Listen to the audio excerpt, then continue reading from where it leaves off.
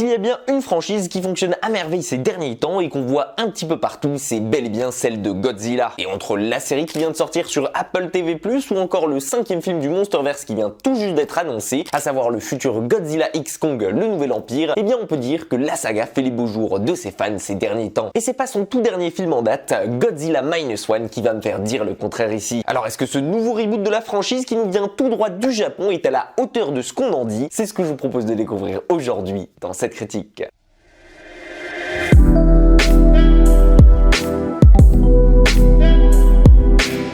Godzilla Minus One, c'est donc un tout nouveau reboot de la saga après Shin Godzilla sorti en 2016 et donc un tout nouveau live action totalement à part et qui n'a rien à voir avec le Monsterverse américain. En effet, ici vous allez vous retrouver directement projeté en 1945 vers la fin de la Seconde Guerre mondiale alors que le Japon est en train de perdre la guerre et que vient le temps de la reconstruction. Seulement voilà, alors que les yeux du monde entier sont en train de se tourner progressivement vers les États-Unis et vers l'URSS, eh bien le Japon lui ne va pas être laissé tranquille de sitôt. Et à peine a-t-il commencé la reconstruction de son pays qu'il va devoir mener une nouvelle guerre, cette fois-ci seul et contre un ennemi totalement inconnu. Et cet ennemi, je vous le donne dans le mille, il s'agit de Godzilla. Mais à cette époque, eh bien l'information circule très peu. Et comme les réseaux sociaux n'existent bel et bien pas, eh bien pour l'instant il s'agit pour la population plus d'une légende que d'une réalité. Et malheureusement pour eux, cette légende va devenir de plus en plus grande et surtout de plus en plus réelle au fur et à mesure que le monstre se dirige vers les côtes japonaises pour conquérir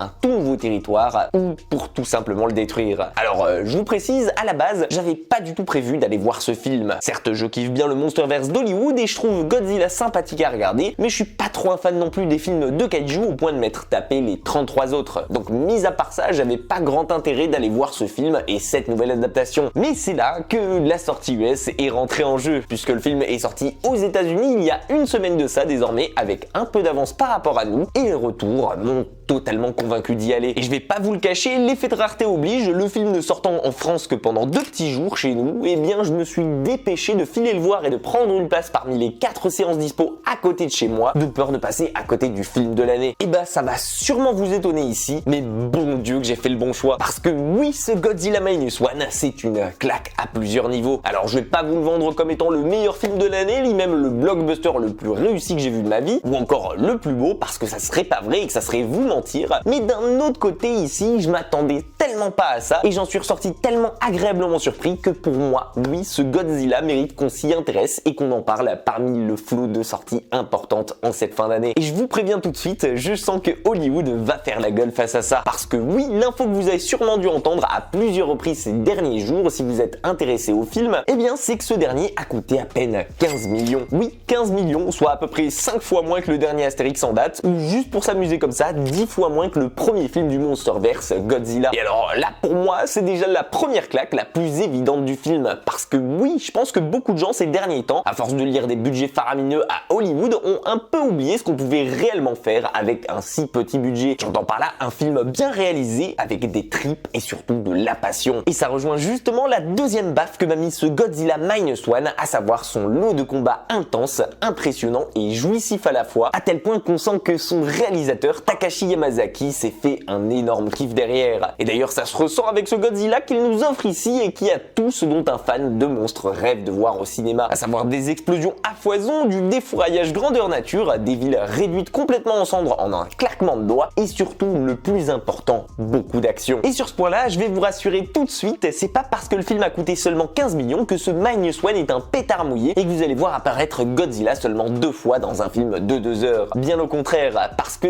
ici, que ce soit en mer sur des bateaux de guerre, sur terre ou même dans les airs à bord des avions, la guerre contre Godzilla va se faire à tous les niveaux. Et je pense que dès les 10 premières minutes du film, vous allez voir qu'avec ce Minus One, vous en aurez largement pour votre argent. Et en même temps, j'ai envie de dire que ça devrait être la normalité quand on voit que tout le budget est parti ici dans la réalisation du film, dans la production de ses effets spéciaux et surtout dans sa mise en scène et qu'on le ressent à l'écran. Une chose importante puisqu'elle a un peu totalement échappé à Marvel et à Disney ces 10 dernières années. Bref, tout ça pour pour vous dire que son côté grand spectacle est des plus réussis et que si c'est un film bourré d'action et complètement explosif que vous recherchez ici, et ben vous êtes carrément au bon endroit. Et en même temps, quand pendant 80% du temps on est sous tension, à trembler en attendant la moindre riposte de Godzilla, à scruter le moindre de ses mouvements dans l'ombre ou bien à attendre qu'il se charge pour lancer une attaque fulgurante et dévastatrice sur son passage, ben on sait que -1 ne fait pas les choses à moitié. Et vous verrez qu'avec 15 millions justement et du temps alloué pour les équipes travaillant sur les effets spéciaux, et ben on en ressort agréablement surpris du résultat. Et pour moi, on a été tellement habitué ces derniers temps à des VFX dégueulasses comme avec Ant-Man 3 et The Flash qui ont pourtant des budgets dépassant largement les 200 millions chacun, que ça surprend de voir enfin quelque chose de potable ici et qui met surtout une sérieuse claque rien qu'assez de films et surtout au vu de ce qu'il a coûté. Mais bon, de mon côté justement, je vois ça comme une très bonne chose et j'espère que la réussite surprise au box-office de ce Godzilla va permettre à Hollywood de comprendre ce qu'est un bon blockbuster. Et outre ce côté spectaculaire réussi avec ce -1 et qui nous fait passer un très bon moment devant en mettant le cerveau en off juste le temps de kiffer la séance, eh bien je pense que vous serez ravis d'apprendre que le film profite d'une bande son magistralement orchestrée et qui est parmi les meilleurs que j'ai entendus cette année. Pour vous dire, c'est simple, j'ai eu les frissons à quasi toutes les apparitions du monstre tant elle prend de l'ampleur façon interstellare et qu'elle fait corps entier avec le récit du film. Et pour cela, on peut féliciter Naoki Sato, le compositeur déjà à l'origine de musique sur l'anime Dragon Ball Super et Assassination Classroom et qui n'a pas à rougir face à un Michael Giacchino ou à un Ludwig Göransson sur Oppenheimer. Au passage, mention spéciale d'ailleurs pour ce -1 pour une chose en particulier qui l'a mieux réussi selon moi, son gigantisme et son spectacle à grande échelle. Tout ce qu'on attendait dans un film de kaiju. Parce que oui, je vous avoue que de mon côté, si j'ai trouvé sa mise en scène superbement réussie, c'est surtout grâce à ses échelles de grandeur qui sont respectées et qui ont réussi à me faire croire à tout ça, qui n'est pas forcément le cas tout le temps avec ce genre de film. Et honnêtement, justement, à aucun moment ici ça nous sortira de l'action, et même au contraire, ça nous permet d'y croire un peu plus et de prendre réellement peur face au kaiju dont on ressent surtout la surpuissance et l'invincibilité. Alors oui, comme je vous l'ai dit juste avant, je n'érige pourtant pas le film au rang des meilleurs blockbusters de l'année, et ça pour plusieurs raisons, notamment de une, pour certains moments où la CGI fait tâche, ce qui arrive surtout sur les scènes en gros plan où on est distinctement nez à nez face à Godzilla, mais bon, j'imagine qu'avec seulement 15 millions de budget, on peut pas faire des miracles non plus, mais surtout pour certaines facilités scénaristiques un peu déconcertantes dont je tairai la nature pour ne pas vous spoiler ici, mais qui m'ont un peu fait tiquer sur le moment. Mais hormis ça, vu le style de film bourrin que c'est et auquel on s'attendait tous, je trouve que ces petites erreurs dans l'ensemble, ça ne gâche pas la proposition de ce Godzilla -1 qui fait largement le café et on peut facilement les lui pardonner. Et quand justement on compare ce film à l'entièreté des Marvel et des DC sortis ces 3 dernières années et qui font pas le figure à côté et qu'on repense au plaisir pris en le regardant, surtout grâce à son casting convaincant, mais aussi grâce à des phases d'action délectables et surtout grâce à un final explosif, bah je pense que oui, ce -1 mérite une véritable ovation puisque c'est un tour de force et une très bonne surprise en cette fin d'année. Et quand on voit ce qu'est capable de faire son réalisateur avec un si petit budget et en s'appropriant si bien l'univers de Godzilla, tout en proposant au passage une histoire touchante et convaincante sur fond de guerre et d'honneur perdu, eh bien on ne peut que rêver de le voir un jour réaliser un film dans la trempe d'un Star Wars avec 3 fois plus de moyens. Et vous, qu'est-ce que vous avez pensé de ce Godzilla -1? Est-ce que comme pour moi c'est une très bonne surprise que vous avez eu devant et vous a fait kiffer à fond? Bien au contraire, est-ce que c'est une amère déception pour vous? J'attends vos avis avec impatience dans les commentaires et j'ai hâte de lire tout ça. En attendant, si la vidéo vous a plu, pensez à me le faire savoir, à lui laisser un petit like, à la partager et même à vous abonner à la chaîne si ce n'est pas déjà fait. Prenez soin de vous et moi je vous dis à très vite pour une toute nouvelle critique.